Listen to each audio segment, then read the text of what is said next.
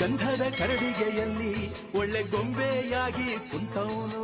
ಸ್ನೇಹಿತರೆ, ಬೆಟ್ಟ ಎಂದರೆ ಯಾರಿಗೆ ಇಷ್ಟ ಆಗಲ್ಲ ಹೇಳಿ? ಅದರಲ್ಲೂ ಇಂದಿನ ಯುವ ಜನತೆಗೆ ಬೆಟ್ಟಗಳ ಮಧ್ಯೆ ಅಡ್ಡಾಡುವುದೆಂದರೆ ಏನೋ ಒಂದು ರೀತಿಯ ಆನಂದವನ್ನು ನೀಡುತ್ತದೆ. ಇನ್ನು ನಮ್ಮ ಕರ್ನಾಟಕದಲ್ಲಿ ಬೆಟ್ಟಗಳಿಗೇನು ಕಡಿಮೆ ಇಲ್ಲ. ಅದರಲ್ಲೂ ಮಲೆಮಹದೇಶ್ವರ ಬೆಟ್ಟ ಕರ್ನಾಟಕದಲ್ಲಿ ಅತ್ಯಂತ ಪ್ರಸಿದ್ಧಿಯನ್ನು ಪಡೆದ ಬೆಟ್ಟವಾಗಿದೆ. ಬೆಟ್ಟಗಳ ಜೊತೆಗೆ ದೇವಾಲಯವನ್ನು ಕೂಡ ಮಹದೇಶ್ವರ ಬೆಟ್ಟದಲ್ಲಿ ಕಾಣಬಹುದು. ಈ ಬೆಟ್ಟವು ಚಾಮರಾಜನಗರ ಜಿಲ್ಲೆಯ ಕೊಳ್ಳೇಗಾಲ ತಾಲೂಕಿನಲ್ಲಿರುವ ಒಂದು ಪ್ರಸಿದ್ಧ ಆಧ್ಯಾತ್ಮಿಕ ಕ್ಷೇತ್ರವಾಗಿದ್ದು, ದೇವಾಲಯವು ಬೆಟ್ಟಗಳಿಂದ ಆವೃತಗೊಂಡಿದ್ದು ಮಹದೇಶ್ವರ ಬೆಟ್ಟ ಎಂದು ಕರೆಯಲ್ಪಡುತ್ತದೆ. ಗೆಳೆಯರೇ, ಇಂದಿನ ಸಂಚಿಕೆಯಲ್ಲಿ ನಾವು ಮಲೆಮಹದೇಶ್ವರ ಬೆಟ್ಟದ ಬಗ್ಗೆ ತಿಳಿದುಕೊಳ್ಳೋಣ.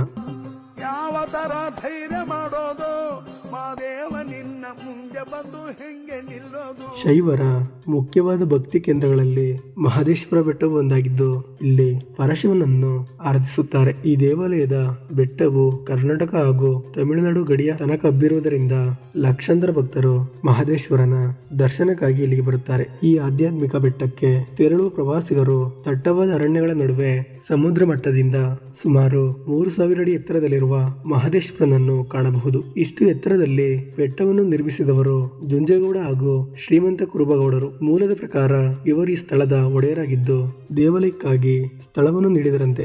ಮಹಾದೇವ ಎಂಬುದವರತು ಬೇರೇನು ಕಾಣೆ ತಂದೆ. ಈ ಬೆಟ್ಟದಲ್ಲಿ ನೆಲೆಸಿರುವವನು ಸುಮಾರು 15ನೇ ಶತಮಾನದಲ್ಲಿ ಬಾಳಿದ್ದ ಸಂತರು. ಇವರನ್ನು ಶಿವನ ಸ್ವರೂಪಿ ಅಥವಾ ಶಿವನ ಅವತಾರವೆಂದೇ ನಂಬಲಾಗಿದ್ದು, ಈ ದೇವಾಲಯದಲ್ಲಿ ಮಹದೇಶ್ವರ ಸ್ವಾಮಿಯ ಮೂರ್ತಿಯನ್ನು ನಾವು ಕಾಣಬಹುದು. ಮಹದೇಶ್ವರ ಸ್ವಾಮಿಯು ಸುಮಾರು 600 ವರ್ಷಗಳ ಹಿಂದೆ ಈ ಸ್ಥಳಕ್ಕೆ ತಪಸ್ಸನ್ನು ಆಚರಿಸಲು ಬಂದಿದ್ದರಂತೆ. ಅಂದಿನಿಂದ ಇಂದಿನವರೆಗೂ ದೇವಾಲಯದ ಗರ್ಭಗುಡಿಯಲ್ಲಿ ಲಿಂಗ ಸ್ವರೂಪಿಯಾಗಿದ್ದುಕೊಂಡೇ ತಮ್ಮ ತಪಸ್ಸನ್ನು ಮುಂದುವರಿಸುತ್ತಿದ್ದಾರೆಂದು ಭಕ್ತರ ನಂಬಿಕೆಯಾಗಿದೆ.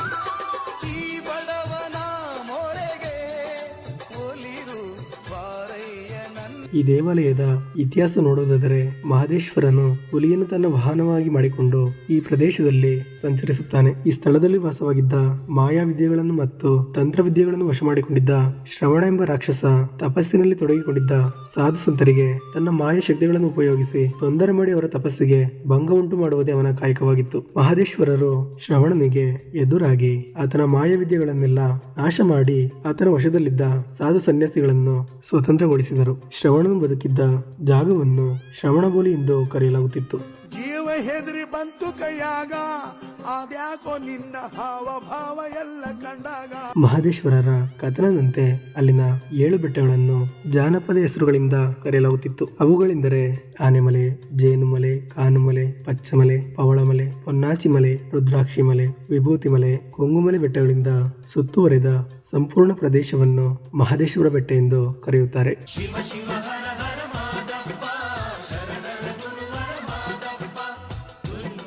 ಶ್ರೀ ಮಹದೇಶ್ವರ ಸ್ವಾಮಿಯ ಭಕ್ತಾದಿಗಳು ಹಳೆ ಮೈಸೂರು ಪ್ರಾಂತ್ಯದಲ್ಲಿ ಹೆಚ್ಚಾಗಿ ನಾವು ಕಾಣಬಹುದು. ಇನ್ನು ಆಲಮತ, ಉಪ್ಪಾರ, ಕುರುಬಗೌಡರು, ಲಿಂಗಾಯತ, ಗಾಣಿಗ, ಒಕ್ಕಲಿಗ ಹಾಗೂ ಇತರ ಹಲವಾರು ವಂಶಗಳ ಕುಲದೇವ ಮತ್ತು ಮನೆದೇವರು ಮಹದೇಶ್ವರ ಸ್ವಾಮಿಯೇ ಆಗಿದ್ದಾರೆ. ಮಹದೇಶ್ವರರು ಈ ಪ್ರದೇಶದಲ್ಲಿ ಮಠವೊಂದನ್ನು ಸ್ಥಾಪಿಸಿದ್ದರು ಎಂಬ ಇತಿಹಾಸವಿದೆ. 1953ರವರೆಗೂ ಮಹದೇಶ್ವರ ದೇವಸ್ಥಾನವು ಅವರೇ ಸ್ಥಾಪಿಸಿದ್ದ ಸಾಲೂರು ಮಠದ ಅಧೀನಕ್ಕೊಳಪಟ್ಟಿತ್ತು.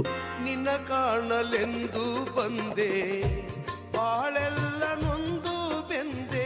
ಆದರೆ 1953ರಲ್ಲಿ ಮದ್ರಾಸ್ ಸರ್ಕಾರಕ್ಕೆ ದೇವಸ್ಥಾನದ ಆಡಳಿತ ಹಸ್ತಾಂತರವಾಯಿತು. ಮುಂದೆ 1956ರಲ್ಲಿ ಭಾಷಾವಾರು ಪ್ರಾಂತ್ಯ ವಿಂಗಡಣೆಯಾಗಿ ಚಾಮರಾಜನಗರ ಜಿಲ್ಲೆ ಪೂರ್ತಿ ಕರ್ನಾಟಕಕ್ಕೆ ಸೇರಿದ ಪರಿಣಾಮ ಮದ್ರಾಸ್ ಸರ್ಕಾರದ ಸಂಪರ್ಕ ಕಡಿತಗೊಂಡಿತು. ಆಡಳಿತ ಕರ್ನಾಟಕ ಸರ್ಕಾರದ ಮುಜರಾಯಿ ಇಲಾಖೆಗೆ ಹಸ್ತಾಂತರವಾಯಿತು.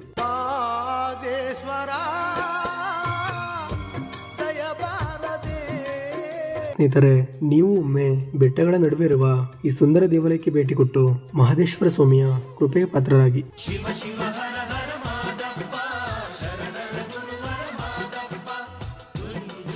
ವಿಡಿಯೋ ಇಷ್ಟ ಆದರೆ ಲೈಕ್ ಮಾಡಿ, ಶೇರ್ ಮಾಡಿ. ಮುಂದಿನ ಸಂಚಿಕೆಯಲ್ಲಿ ಮತ್ತೊಂದು ವಿಶೇಷವಾದ ದೇವಾಲಯದ ಬಗ್ಗೆ ತಿಳಿದುಕೊಳ್ಳೋಣ.